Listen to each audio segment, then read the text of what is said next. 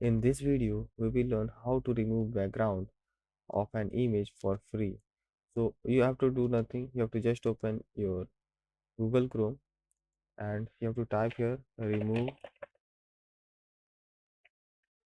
background. Okay, remove background. And you will see this first website, that www.remove.bg. Okay, and you have to click on this, and here you can see that upload image. You have to just click on this upload image, and now you have to select the image that you want to remove the background of. Suppose we want to remove the background of this image. Now we'll be selecting this, and after that we'll click on open, and now you can see the magic.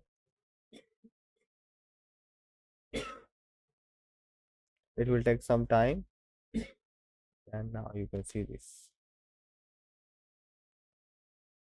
how clearly it removed it. And from here you can click on download, and now this file will be downloaded. Let us open it, and you can see this. That's good, right? Thank you.